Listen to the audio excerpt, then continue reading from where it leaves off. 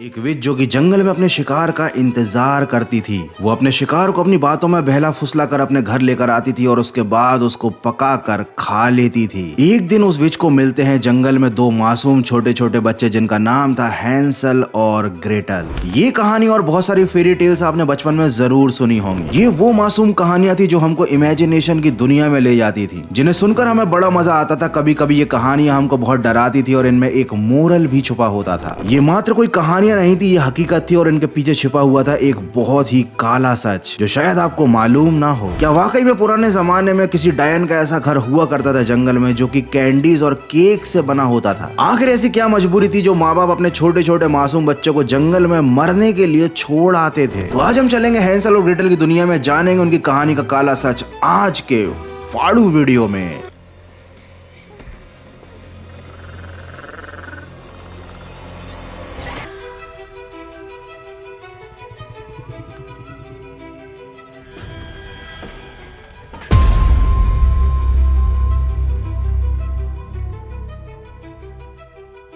वैसे तो आपको हैंसल और ग्रेटल की कहानी मालूम होगी, लेकिन हो सकता है कि आपने इसका मॉडिफाइड वर्जन सुना हो। तो आइए सबसे पहले जानते हैं कि आखिर एक्चुअली में हैंसल और ग्रेटल के साथ हुआ क्या था। ये कहानी ओरिजिनली लिखी गई थी जर्मनी में साल 1812 में और इसका इंग्लिश वर्जन पब्लिश किया गया था 1884 में। ये दो सिबलिंग्स की कहानी है, एक लड़के एक लड़की की, जिनके घर में खाने के लिए फूड नहीं बचा था। इनके घर का हर मेंबर भूख से मर रहा था। तब इनके माँ बाप डिसाइड करते हैं कि बच्चों को अपनी आंखों के सामने भूख से मरता देखने से बेहतर है कि इनको जंगल में छोड़ दिया जाए। या तो वहां पर इन्हें एक आसान मौत मिल जाएगी या फिर ये सरवाइव कर जाएंगे, इन्हें कोई रास्ता मिल जाएगा जिंदा रहने का। हैंसल ग्रेटल के माँ बाप ने ठीक ऐसा ही किया, लेकिन उनका पहला अटेम्प्ट फेल हो गया। जब वो अपने बच्चों को जंगल में छोड़कर आए, बच्चों ने किसी तरीके से जंगल से बाहर निकलने का रास्ता ढूंढ लिया और वो दोनों बच्चे वापस अपने घर लौट आए। लेकिन घर आने का भी कोई खास फायदा नहीं हुआ, क्योंकि उन दोनों के माँ बाप ने एक और प्लान बनाया इन दोनों बच्चों को जंगल में छोड़कर आने का। उन्होंने अपने बच्चों को कुछ ब्रेड्स दी खाने के लिए और उनको वो घने जंगल में लेकर गए। घने जंगल में उन्होंने अपने बच्चों से कहा कि तुम लोग आग जलाओ, हम बहुत सारी और लकड़ियां लेकर आते हैं। और उन्होंने अपने बच्चों को समझाया कि अब से हम इसी जंगल में रहेंगे क्योंकि यहाँ पर खाने पीने की हमें चीजें मिल सकती हैं। काश उन्होंने अपने बच्चों से जो झूठ बोला था वो एक्चुअली में उस चीज को फॉलो करके देखते। क्या पता वाकई में जंगल में वो लोग खुश रहते, उन्हें खाने पीने की चीजें मिलती, बट उनके पेरेंट्स उनको रात के अंधेरे में अकेला छोड़कर वापस अपने घर आ गए। बच्चों के द्वारा जलाई गई आग बुझ गई। जब माँ बाप काफी देर तक नहीं लौटे तो बच्चे समझ गए कि हमारे साथ प्रैंक कर दिया है हमारे पेरेंट्स ने। लेकिन वो बच्चे बहुत ज्यादा स्मार्ट थे। उनको जो ब्रेड दी थी ना उनके पेरेंट्स ने, उन्होंने उन ब्रेड के क्रम से, मतलब ब्रेड के टुकड़ों से अपना एक रास्ता बना लिया था, घर वापस लौटने का रास्ता। वो ब्रेड के टुकड़ों को अपने साथ साथ गिराते चले आ रहे थे ताकि उन्हें घर लौटने में आसानी रहे। उन्हें मालूम था कि उनके पेरेंट्स कुछ ना कुछ गड़बड़ जरूर करेंगे, लेकिन उन बच्चों की किस्मत खराब थी। उन ब्रेड क्रम्स को तो जंगल के जानवर और पक्षी खा गए। जब उन दोनों ने, मतलब हैंसल और ग्रेटल ने वापस लौटने की कोशिश की तो उन्हें ब्रेड क्रम्स रास्ते में मिले ही नहीं।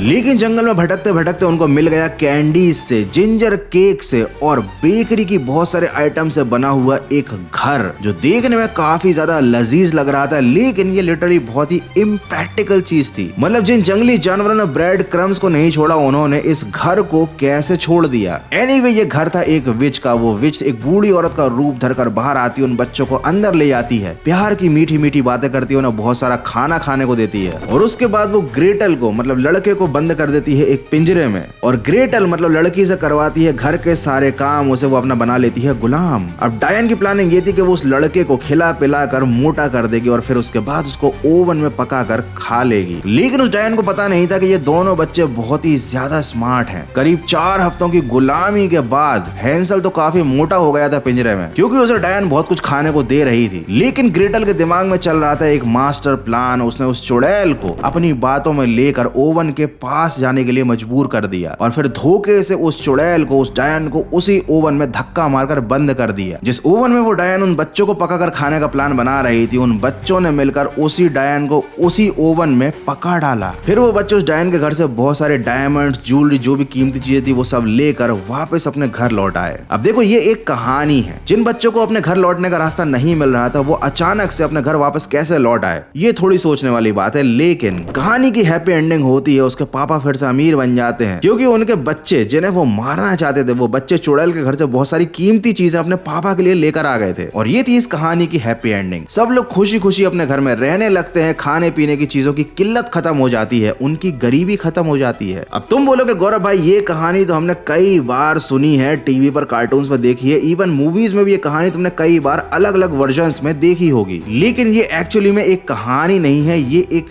रियलिटी है। और अगर तुमको ये कहानी सुनने में मजा आया है तो आई एम डैम श्योर कि इसकी रियलिटी जानने में तुमको और भी ज्यादा मजा आने वाला है, because this is the real story of child killing and cannibalism.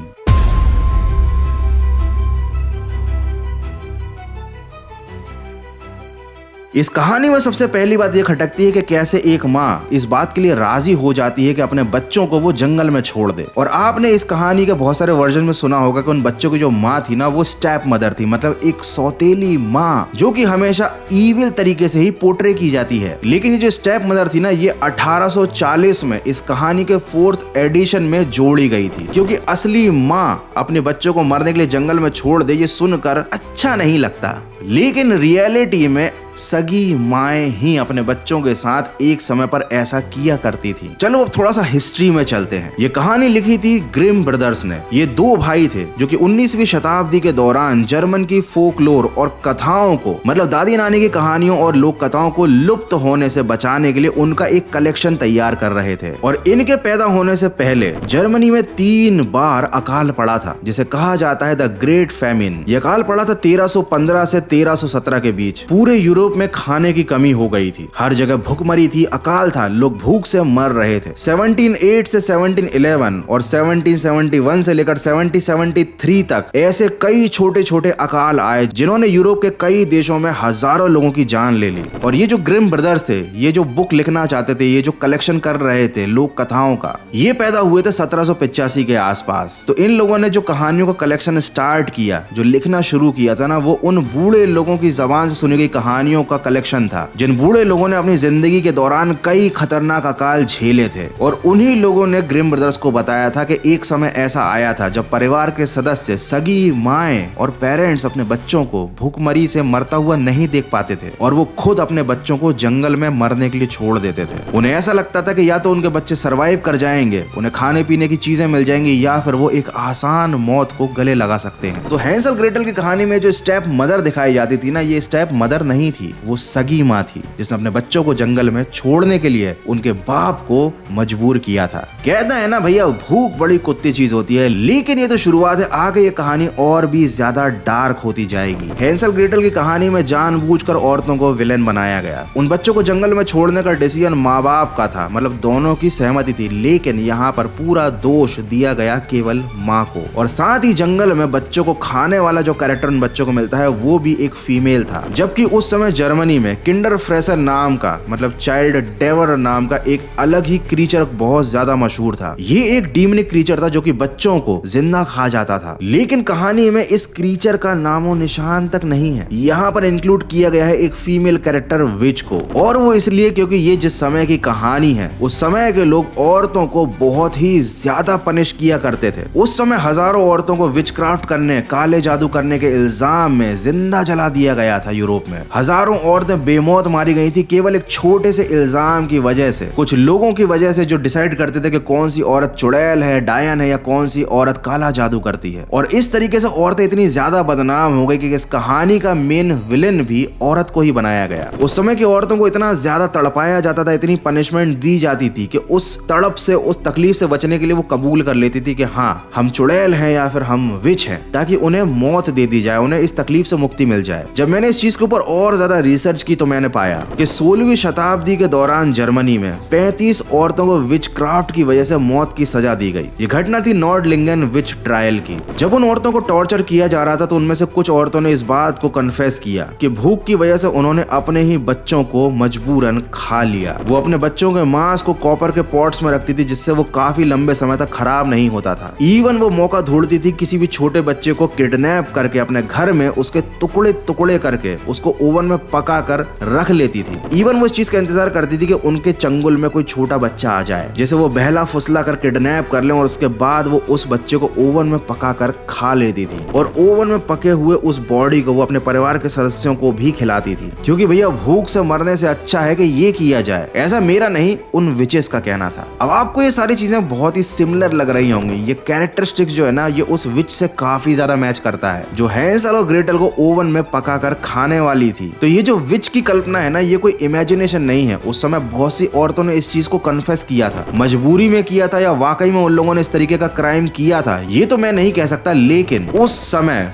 भूखमरी और फैमिन की वजह से, अकाल की वजह से लोगों की ये हालत हो गई थी कि वो बच्चों को किडनैप कर रहे थे, इंसान इंसानों को खा रहा था। कैनिबलिज्म अपने चरम पर था यूरोप में और बहुत सारी औरतें जंगल में छिपकर इस बात का इंतजार करती थी कि कोई पेरेंट अपने बच्चों को जंगल में छोड़ जाए और हम उसे किडनैप करके अपने घर ले आएं और उसके बाद बताने की जरूरत नहीं है कि उस बच्चे के साथ क्या होने वाला है। धीरे धीरे ये कहानी समय के साथ साथ आगे बढ़ती गई। इसके बहुत सारे वर्जन आते गए जिन्हें और ज्यादा सॉफ्ट किया गया, बच्चों के हिसाब से इस कहानी को मॉडिफाई किया गया। इस कहानी के ऊपर किताबें लिखी गई, कार्टून्स बनाए गए, मूवीज बनी और जहां पर ये जो कैंडी वाला घर है ना, ये चीज काफी ज्यादा पसंद आई बच्चों को। इस चीज ने इस कहानी को एक अलग ही लेवल पर पहुंचा दिया, जबकि एक्चुअली में उस समय कैंडी वाला घर बनाना या फिर ब्रेड या केक का घर बनाना पॉसिबल ही नहीं था। देखो ये चीज प्रैक्टिकली पॉसिबल नहीं है, ये केवल कहानी को बच्चों के हिसाब से ढालने के लिए इस कहानी में जोड़ी गई थी। जबकि इस कहानी का डार्क ट्रूथ, इस कहानी का जो ओरिजिन है, वो भूखमरी, अकाल, कैनिबलिज्म और चाइल्ड किलिंग से जुड़ा हुआ है। हैंसल और ग्रेटल केवल अकेले ऐसे दो बच्चे नहीं हैं जो अपनी पेरेंट्स की द्वारा की गई ऐसी हरकत का शिकार थे। उस समय हर बच्चे के साथ ऐसा ही होता था। तो ये जो कहानी जो आप सुनते आ रहे हो ना, कार्टून्स में देखते आ रहे हो, ये कोई किड्स की स्टोरी नहीं है, ये एक सर्वाइवल स्टोरी है। और चाहे आप इसे कितना भी ज्यादा सॉफ्ट या माइल्ड कर दो, ये हमेशा उतनी ही डार्क रहेगी। लिटरली इंसान का इतिहास कितना ज्यादा काला रहा है, इस बात की आप कल्पना भी नहीं कर सकते। इंसान अपने सर्वाइवल के लिए किस हद तक गिरा हुआ है, इस बात की भी आप कल्पना नहीं कर सकते। जिन चीजों को हम एंटरटेनमेंट के लिए देखते हैं, जिन कहानियों को हम मजे के लिए सुनते हैं, उनकी जड़ें इंसानियत के इस काले चैप्टर से जुड़ी हुई हैं, ये भी आप इमेजिन नहीं कर सकते। लेकिन आप एक काम जरूर कर सकते हैं। अगर आपको ये वीडियो देखने में अच्छा लगा है, मजा आया है, तो इसको लाइक जरूर कर सकते हो तुम, क्योंकि भैया आजकल के पेरेंट अपने बच्चों को जंगल में छोड़कर आना तो दूर, प्लेग्राउंड में अकेले खेलने तक नहीं जाने देते। तो सोचो कितने सही समय पर पैदा हुए हैं हम लोग, जहां ना भूखमरी है, ना ही विचेस है, ना ही पेरेंट्स इतने ज्यादा क्रूअल होते हैं। तो अपनी इस मस्त जिंदगी को एंजॉय करो, वीडियो को लाइक करो, एक प्यारा सा कमेंट छोड़ो कि तुम्हें ये वीडियो कैसा लगा, हैंसल ग्रेटल की कहानी का डार्क ट्रूथ कैसा लगा। और हाँ, अगर पहली बार आए तो चैनल को सब्सक्राइब कर जाना। और वीडियो खत्म करने से पहले करते हैं थोड़ी सी 1-to-1 बातें। देखो बहुत सारे लोग कमेंट करते हैं भैया कि यार गौरव भाई तुम्हारे वीडियो में पहले जैसा मजा नहीं रह गया, वो मजा नहीं आता वीडियो देखकर। तो ये देखो ठीक वैसा ही है जैसा हमारे साथ मैगी ने किया था। जब नई नई मैगी हम लोगों ने खाई थी, आपने मैंने, तो एक अलग ही मजा आता था। लेकिन धीरे धीरे धीरे धीरे वो मजा कम होता गया। और ऐसा केवल मैगी के साथ नहीं, because this video is not sponsored by Maggi. ये ह्यूमन टेंडेंसी ही है कि पहली बार जब हम कोई काम करते हैं या कोई काम नया नया करते हैं, किसी के वीडियोस को हम नए नए देखना स्टार्ट करते हैं, तो ज्यादा मजा आता है, ज्यादा डोपामिन रिलीज होता है और फिर हमारा ब्रेन मांगता है और, क्योंकि उसको उस सेम क्वांटिटी में मजा आना बंद हो जाता है। तो आपका मजा कम ना हो, इसलिए मैं अपने वीडियोस में कुछ ना कुछ नया ट्राई करता रहता हूँ। वीडियो के साथ साथ मैंने खुद पर भी कुछ नया ट्राई किया है। अपना ये नया लुक जो बहुत सारे लोगों को काफी पसंद आ रहा है और बहुत सारे लोगों को अभी हजम नहीं हो रहा है, क्योंकि वो अभी भी पुराने गौरव भाई को मिस कर रहे हैं। तो देखो, दाढ़ी हो या ना हो, लुक चेंज हो या ना हो, गौरव भाई तुम्हारा अंदर से बिल्कुल वैसा ही रहेगा जैसा कि 4-5 साल पहले था। तो जुड़े रहो अपने गौरव भाई के साथ, अपनी पढ़ाई लिखाई टाइम से करते रहो, होमवर्क करते रहो, गौरव भाई के वीडियोस भी देखकर लाइफ को एंजॉय करते रहो। मिलते हैं अगले एक और फाड़ू वीडियो में।